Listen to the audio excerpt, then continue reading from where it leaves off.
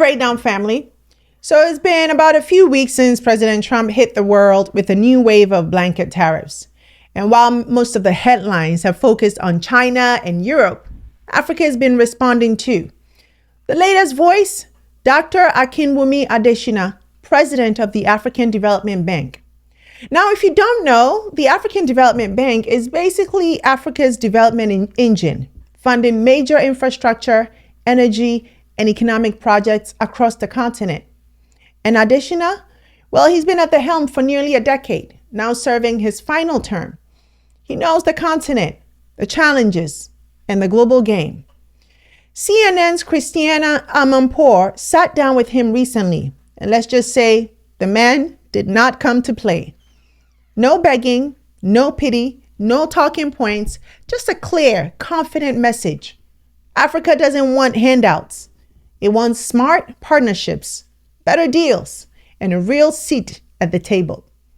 So today, we're going to break down that powerful interview and unpack what it really tells us about the state of Africa's economy, how leaders are rethinking strategy, and why the West keeps missing the bigger picture. We're going to break it down. But first, a big welcome to all of our new subscribers and members. I am so glad you're here. And if you're watching and haven't joined us yet, please consider this your personal invitation. Because here at Panagenius TV, we're not just building a channel. We're creating a global home for Black stories that are told with truth, with intention, and power. And if that speaks to you, and I hope it does, hit subscribe, tap the bell, drop a super thanks, or consider joining our membership community where we go beyond the headlines with exclusive content, behind the scenes conversations, and a front row seat to the dialogue shaping our future.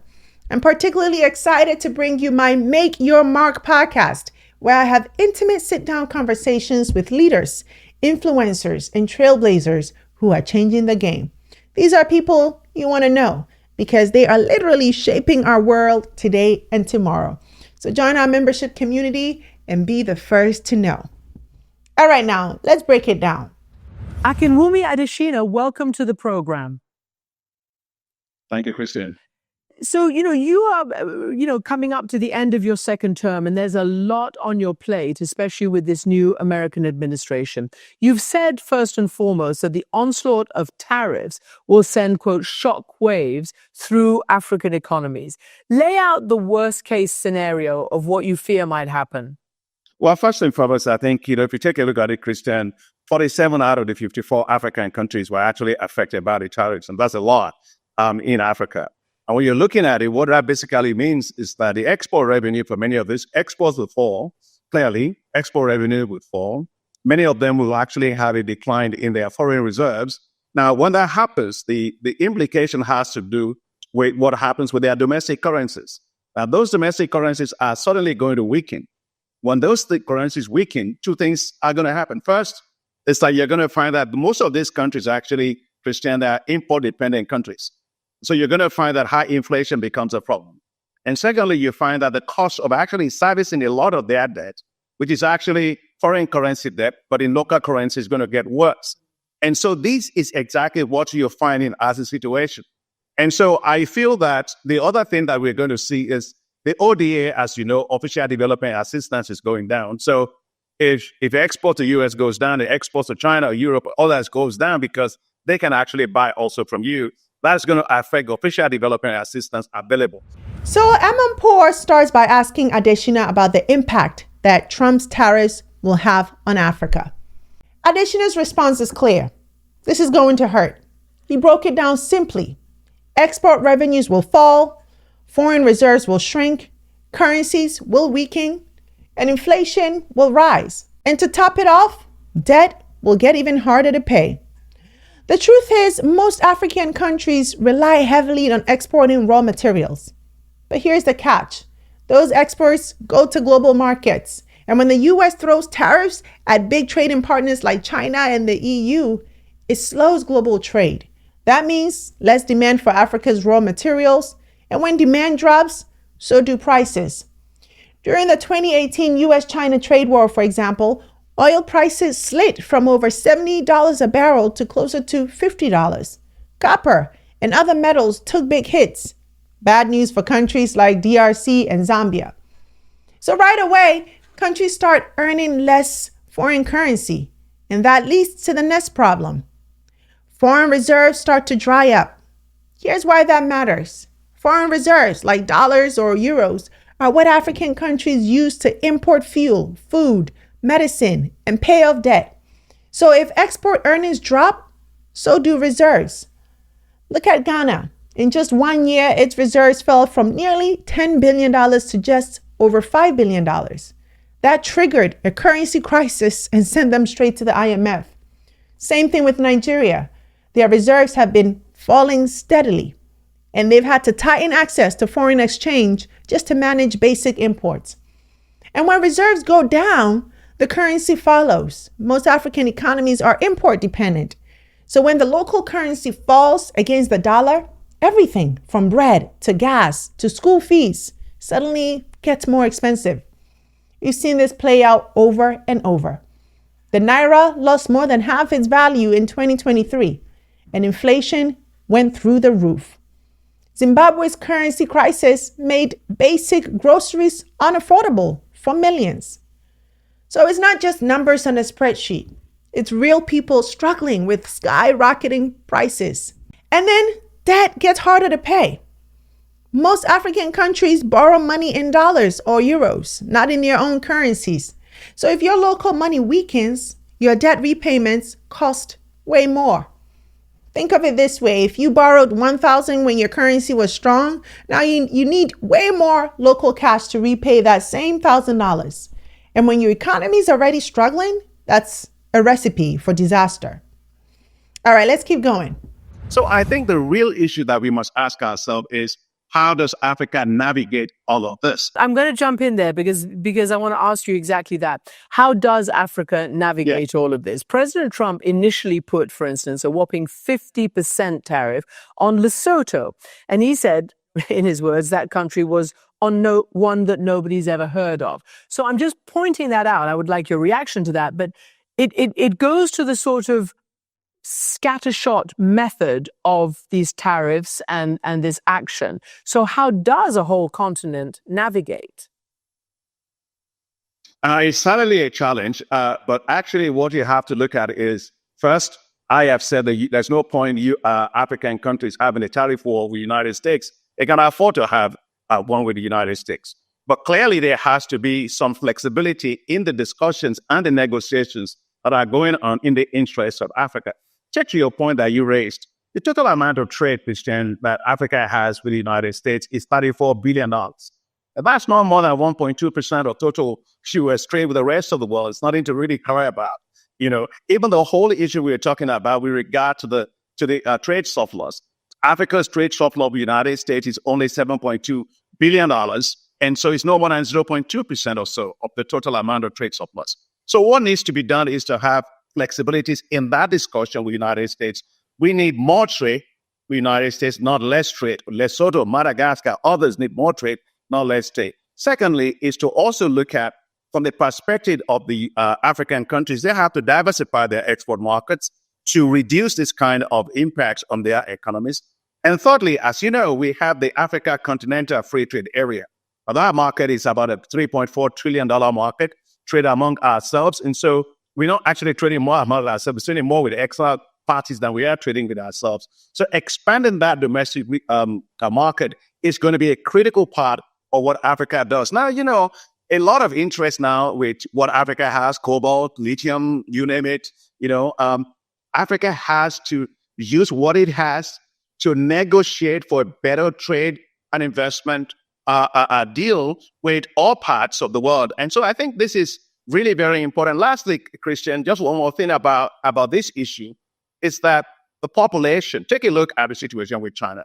You know, population matters. Your population is a problem only when you don't skill them, they don't have middle class, you don't have domestic savings, and that becomes a problem. I believe that Africa should skill up its population, boost its domestic savings, and be able to develop consumption as a bigger share of its GDP. That way you can tariff-proof yourself to some extent. Mm-hmm. So after breaking down the impact of Trump's tariffs, Amanpour asked the obvious follow-up. What should Africa do? Adesina was clear. Africa can fight back with tariffs. It doesn't have that kind of leverage. The US doesn't import much from Africa, so a trade war wouldn't move the needle much. But what Africa can do is negotiate smarter. He pointed out that trade between Africa and the US is still surprisingly small. Programs like AGOA were supposed to help, but they've been underused. Less than 1% of eligible exports are actually taking advantage of it. That's a missed opportunity. Africa needs better access and better deals. But even more than that, Adesina said Africa needs to diversify. Too many countries rely on just a few trading partners. So when China slows down or Europe wobbles, Africa feels it hard, right? Instead, the continent should be looking to build ties with Latin America, Asia, the Middle East, the Caribbean. But most importantly, trade more with itself. That's where the African Continental Free Trade Area comes in. Right now, only about 15% of African trade happens within the continent. Compare that to Europe, where it's over 60%. That's got to change. And here's the thing, Africa isn't without leverage, right? It holds some of the most valuable resources in the world, cobalt, lithium, bauxite. But the real value is in processing and manufacturing, not just exporting raw materials. So Adesina's message, use what you have to get what you need. Trade your minerals, but make sure it comes with infrastructure, jobs, and value-added industry. Because if Africa wants to stop being at the mercy of global shocks, it has to stop playing by other people's rules and start setting its own. So you mentioned China, and we posed the question because it's been posed with all these tariffs coming from the US. Will continents like Africa and other countries that are being hit by tariffs, will they turn to an alternative? You may want to be close to the United States, but if that's not possible, will you move to China? Some in the Trump orbit believe that that's just a myth and that's just a wave, to sort of get more aid, a threat to wave around. What is the reality? Because we know China is heavily embedded in Africa. Well, I mean, just to be clear, I don't believe that Africa is going to be begging anyone for aid. I don't think aid is the way to develop anyway. I think, countries will have to develop a lot of other ways. But with regard to the issue of China and the United States, U.S. is a great ally of Africa. So is China. And so Africa is not going to suddenly isolate itself. It wants to build wider partnerships with the rest of the world. You have United States, you have China, you have EU, you have the Gulf countries, you have others. And so Africa is building bridges, not isolating itself. And that's the critical thing that Africa is doing. And so I think at the end of the day, we want to make sure that whatever deals are being done with Africa are transparent, are fair, are equitable, are actually led by Africa and in Africa's interest, and therefore make sure that Africa can capitalize and use what it has to negotiate a better deal for itself. But basically, Africa is not going to get into the game of isolating itself from any part of the world. So now I'm going to ask the question that's on a lot of people's minds. If the U.S. doesn't step up its trade game with Africa, is the continent just going to turn to China for aid or for trade or whatever? Adesina didn't hesitate here. He made it clear. Africa isn't out here begging anyone for aid. In fact, he said he doesn't believe aid is the path to real development at all. What Africa wants is partnership, not charity. Yes, the U.S. has been a great ally, and yes, so has China. But this isn't about picking sides. It's about who's offering the best deal. Africa is done playing the passive role. It's not looking to be anyone's project. It wants to be a player. So if you bring fair trade, mutual respect, and real investment to the table, Africa is listening. If not, well, there are other doors we will knock on. Mr. Adesina, let me ask you, because I wonder what you have come to the conclusion in your terms as a president of the bank. So here are the stats. Despite having almost 20% of global population, the 54 countries on the continent account for less than 3% of global GDP. Combined, it's smaller than Germany's alone.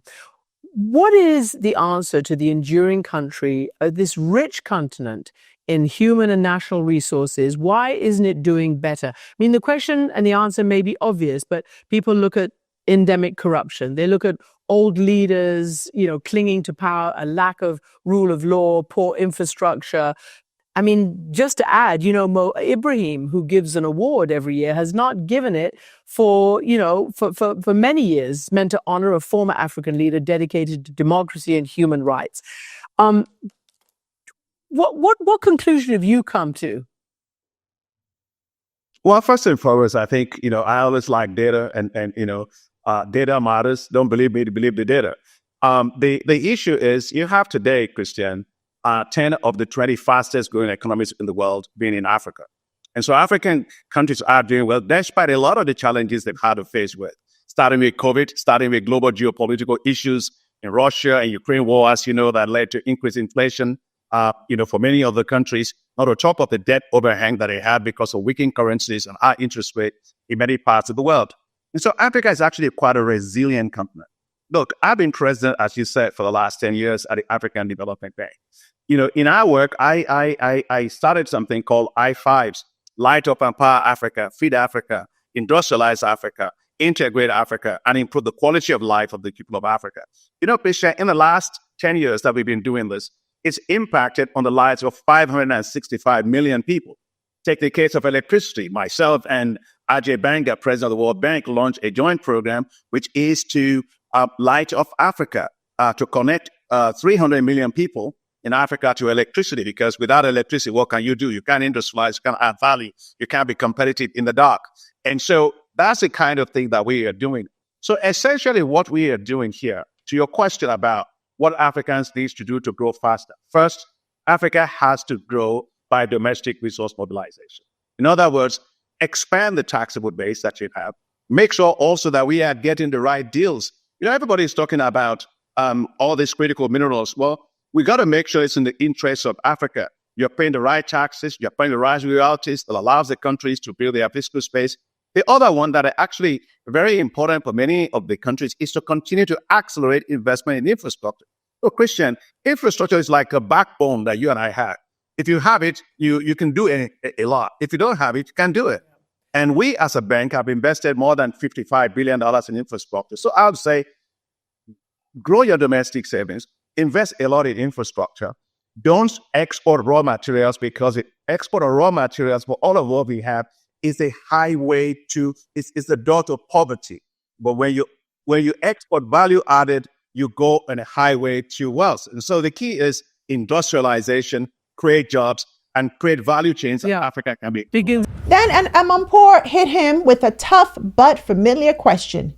How is it that Africa makes up nearly 20% of the world's population, but contributes less than 3% of global GDP? Now, this is the moment a lot of African leaders might get defensive, right? Maybe stumble a bit.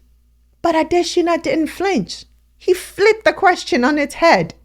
He said, look, yes, there's a gap, but let's talk about why that gap exists, and also what's actually happening on the ground right now.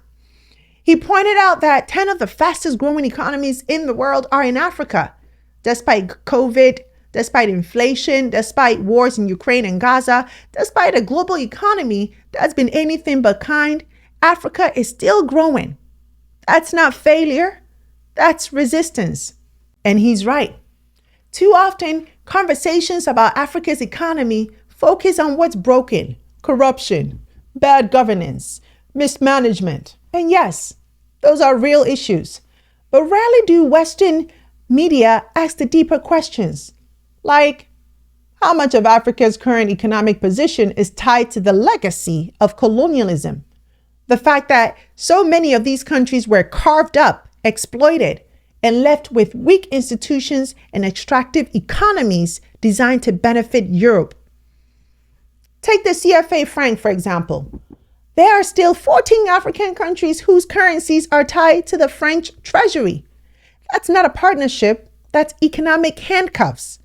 Or think about how foreign companies control much of Africa's mineral wealth. Countries that produce the raw materials that power smartphones, electric cars, and clean energy can barely fund their own public services. So yes, Africa's slice of global GDP is small, but that's not the full story. The real story is that in the face of centuries of exploitation, the continent is still rising, still pushing, still building. And leaders like Adesina are saying, stop underestimating us, okay? Because Africa isn't standing still. It's on the move. The question is, will the world recognize that and invest accordingly? Or will it keep clinging to outdated stereotypes? It is extraordinary that you do export all those very valuable minerals to be processed outside, and African countries get only a pittance of what they're worth. But let me ask you, all of this that you're saying presumably is going to cost, as you say, money and investment. But many African countries have been very heavily impacted by the sudden cut in USAID, which means that, well, I just would like to hear from you how it's impacting lives and what it'll mean in terms of a government's ability to pay for these things that you're suggesting, while now it might have to also pay for this healthcare that maybe it didn't before. Well, actually, just to be clear, the era of aid is gone, as we know it, completely gone. And I think the issue with aid is benevolence. But Christian, benevolence is not an asset class, right? People don't invest in that. The critical thing that we need to look at when it comes to the issue of aid is first and foremost to recognize that countries have to grow domestic resources. You don't grow by depending on others. You grow by expanding your domestic resources. So, for example, in the case of Africa, you want more taxes. And you want governments not only collect taxes, though, they have to deliver the value to the communities and the countries to a social contract. And secondly, you want to make sure that the whole issue of the discipline of investment, I want Africa to develop through the discipline of investment. Africa has so much. You just talked about it. Look at renewable energy. God sunshine. God loves Africa so much. We've got so much of it.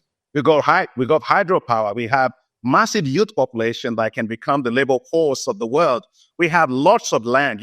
Christian, 65% of the arable land left in the world to feed almost 9.5 billion people by 2050. It's in Africa. So what Africa does with it will determine the future of food in the world. Then Amanpour asked a question that made us raise an eyebrow. Like, if the U.S. is pulling back on aid, how will African countries build the infrastructure they need? Now let's pause right there, because did she just really suggest that USAID is what's keeping Africa afloat? Well, Adesina didn't miss a beat there. He jumped right in and said it plain. The era of aid is over. And he's right.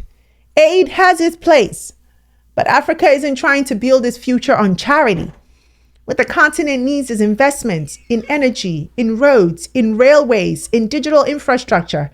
Not handouts, but real partnerships. Because here's the thing, aid often comes with strings. It's unpredictable. It can shift with politics. And frankly, it's not scalable. You can't build a 21st century economy on donor goodwill. What Africa needs is access to capital on fair terms, infrastructure financing, debt relief that creates room for growth. Trade agreements that aren't lopsided, and the political space to own its development agenda. So, no, Amanpour, Africa isn't sitting around hoping for USAID to build its future. It's negotiating for better deals. It's working with whoever comes to the table with respect and real investment. China? Sure. The US? Hopefully. The EU, the Gulf, the Global South, all are on the table. Then he wraps up with this. So essentially what we've got to do is that now, how do we turn this into an opportunity for ourselves? First, I think that the issue of aid should be turned more into concessional financing. Why? Because concessional financing allows multilateral financial institutions like ourselves to do the following. First, we can mobilize private capital. Private capital is the engine of growth. We can help to develop projects. We can help to de-risk projects. We can help to also make sure that these projects, you have risk capital that you can provide for the private sector, and blended finance that many of them can use. And so that is the way that I believe that we should go. And actually, Christian, at the end of the day, I think that Africa is the largest greenfield, open field in the world. Everything Africa has is challenged, whether it's energy, whether it's water, sanitation, whether it's health. It's an investor's dream. And so I want Africa to develop with pride, because there's no pride in begging from anybody. You develop based on your resources, and you have a hard-nosed way of actually doing that. So my issue is, I want US and Africa working a lot more together. I want to see investment partnerships between African countries a lot more with the United States, but on Africa's terms. Look, we are very strong. We have something, Christian, that I call the Africa Investment Forum, which we started about 8 years ago. It has mobilized over $225 billion of investment interest to Africa. We also have something called the Africa Africa Development Fund, which is a concessional arm of the African Development Bank. Every dollar, Christian, leverages $10. And that's the way to put in money. That's the way to have sustainable impact. So Adesina ends on a note that really brings it all together. He says aid should evolve into concessional financing. And I love that, because that means low interest loans, long repayment periods, better terms, basically support that empowers, not entraps. Because the truth is, Africa doesn't need pity. It needs partners. This continent has what the world wants. We're talking about the largest reserves of cobalt, platinum, bauxite, vast untapped arable land, a young, growing, tech-savvy population, natural gas, solar potential, green energy opportunities. If you're an investor thinking long-term, this is where you should be looking, as Adesina said. But instead of seeing Africa as a global investment destination, too many still see it as a charity case. That mindset has got to go. Adesina is saying, let's flip the model. Don't send us aid. Finance our growth. Help de-risk investments. Create financing instruments that make it easier for African countries to build infrastructure, power their economies, and scale innovation. Because if Africa gets the right kind of capital on the right terms, it doesn't just survive, it soars. And maybe that's the real takeaway here. Africa is not sitting around waiting to be saved. It's rising, with or without anyone's permission. The question is, who's smart enough to walk alongside it? So that's it, my people. Africa is not asleep. It's wide awake. It's focused. And it's moving. So now I want to hear from you. What do you think about Adesina's message? Drop your thoughts in the comments and let me know. You know I'm in there with you. And if this episode moved you or you learned something new, don't keep it to yourself. Share it with your group chats. Subscribe to our channel and consider joining our membership community where we go deeper beyond the headlines. That's it for today's show. Thank you so much for watching. I'm Sandra Babu-Boateng. Until next time, take care. Hey you! Thanks so much for watching this episode. I hope you enjoyed it, and if you did, don't forget to subscribe and join the family. Also, visit face2faceafrica.com for your daily news and updates on what's going on within the global Black community so you can stay informed.